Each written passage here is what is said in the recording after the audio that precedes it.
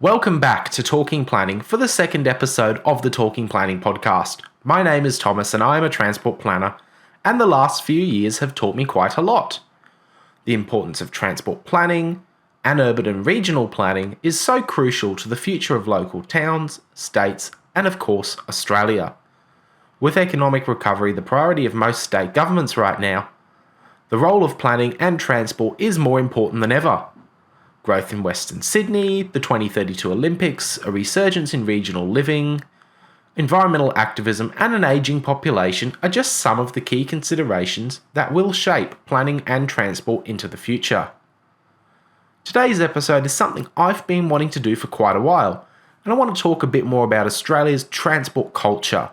This could be a podcast series in and of itself, but I think it is a good starting point, especially given I'm now working in transport planning again. I'd like to start today with the relationship between the car and cycling, as it can be a treacherous one at times.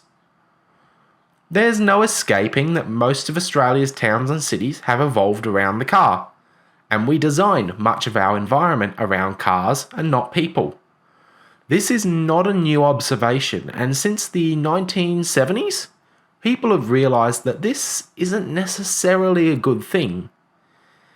And there's one city that realised this earlier than most in the Netherlands, Amsterdam. Amsterdam is often regarded as the capital of cycling, but this hasn't always been the case. Like many US, Canadian, and Australian major cities, Amsterdam also saw rapid growth in car ownership during the 50s and 60s. Responding to additional road use demand, Plan Jokkinen was proposed in Amsterdam. But given that I'm talking about the success of Amsterdam's cycling network, you probably can gather that Plan Jokkinen didn't pass the pub test, and people overall decided that bulldozing several neighbourhoods to build an expressway just wasn't worth it.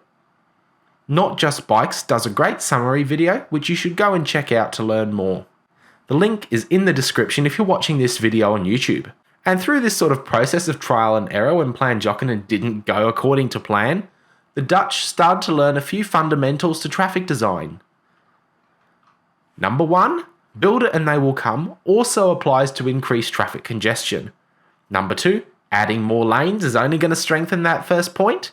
And number 3, the more lanes you add, the law of diminishing returns is going to kick you harder.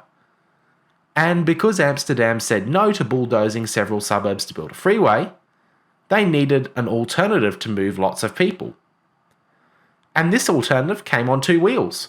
It was affordable, well proven, it was reliable, and produced 0 emissions. And best of all, you didn't even need to charge it. I'm of course referring to the bicycle. The Netherlands' success means that they are often considered world leaders in cycling. And because they've had around 50 years to develop their craft, the Netherlands has some really great major advocacy programs like the Urban Cycling Institute.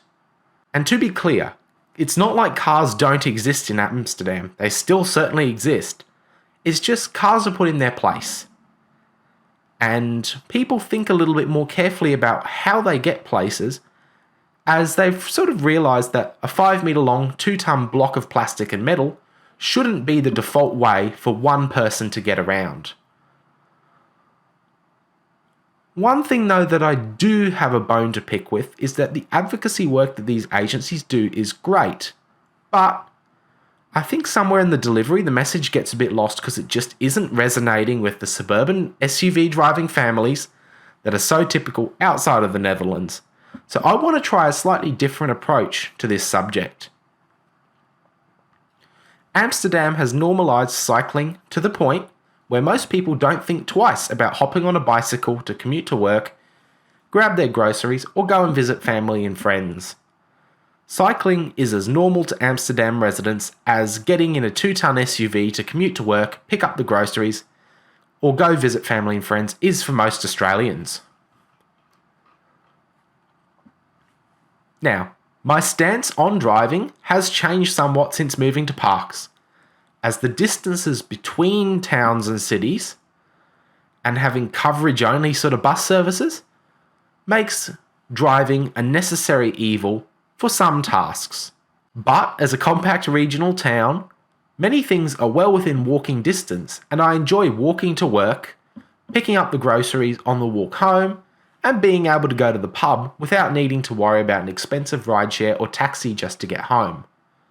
For inter-town travel, however, I can't conceive of a reasonable alternative to driving at this time. So I won't be ditching the car and going car-free in parks anytime soon.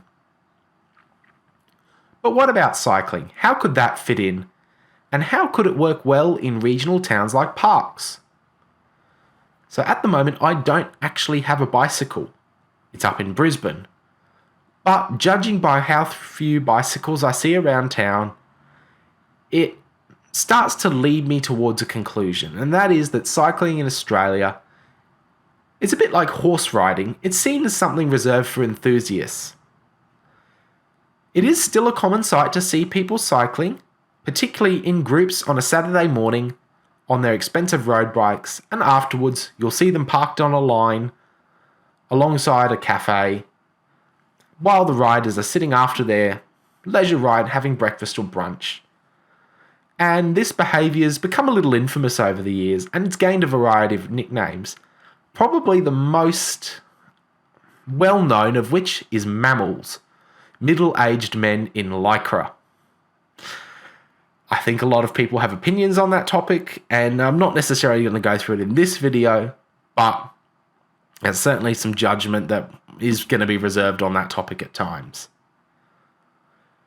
For many, though, cycling is seen either as recreation or exercise, and after a long ride, they'll get that bicycle that they've just done 20, 30, 40, however many kilometres on, pop it in the back of their SUV or on the roof, and then just drive home. It's interesting because car enthusiasts in some ways do the same sort of thing. They'll meet on a Friday evening or on the weekend to chat cars and do all that sort of thing. There just usually is a little less lycra involved. Now, I'm not saying that people don't cycle for commuting, because there certainly are a number of cyclists who commute to work too. But there's a lot of people who don't. And there are key reasons for it. Road safety doesn't always cater well to cycling. There's limited bicycle storage options, and there's a lack of end-of-trip facilities at most destinations. Interestingly though, many of these factors are actually where regional towns have a good chance to one-up cities for cycling intake. Parks has really wide streets, along with many other regional towns, which at this time allow angle parking on both sides of the road, plus a centre median and relatively wide footpaths. And this is pretty common for towns that were developed and settled in the 1800s. This means that unlike many of our cities, there's actually far more street space to play with, and if you adjust your priorities a little, there are a lot of opportunities to fit in safe spaces to walk and cycle. But herein is where the challenge lies. There's a reluctance to give up any road space in many regional towns, even if it isn't being used. Even on the busiest days, there are usually car spaces free in the main street, and this goes for many regional towns. And there are so many side streets that just have empty car spaces, even during really busy times. I think the fact that there's a shortage of parking in some cases is actually a myth. And it's more that there's a shortage of patience rather than a shortage of parking. And unfortunately, this breeds a perpetual parking problem. I went for a morning walk the other day, and I almost couldn't believe my own eyes here. I saw someone jump in their car, drive 50 metres between two shops, and get out again. It was slower for them to drive that distance than I walked it. It took them longer to drive that distance than I could walk it. I know, because I beat them. But driving is so embedded in culture, particularly in regional towns, that sort of behaviour is almost normalised. And unfortunately, that sort of driving culture means that converting one side of a road from angle-in parking to parallel parking to add a separated cycle lane is likely to get about as much support as a $25 tofu curry in a country pub. I really hope I do get to see this start to change, but it's not going to be easy. One thing that can help people realise how much space that car parking takes up are parklets, which are car spaces converted into recreation areas. I'm a big fan of the concept, and in most cases, they can also help local businesses increase their trade by providing better places to sit and relax, particularly for cafes. After all, you can't shop from inside your car, so you need foot traffic, not vehicle traffic, to improve the shopping and visitation experience. Bit of a side note here, I actually worked in my first transport planning internship on a parklet project, and we converted a few car spaces in the middle of Cleveland into a parklet. And generally speaking, we got really positive feedback. It was 3 car spaces in front of a cafe that became on-street dining. And it wasn't a super high budget thing. We just put out some fake grass, put a few chairs in, put a few potted plants, and it really lifted that space and made it into something which people would sit and enjoy. Probably more so than 3 angle-in parking spaces would ever bring in terms of joy. So that leads me into the end of this, and maybe once people start to enjoy parklets and these sorts of spaces, the urge to try something new will be reignited, and it might then be a better time to plant the cycling seed. Thank you for joining me on the Talking Planning podcast, and I'll be back soon with another topic.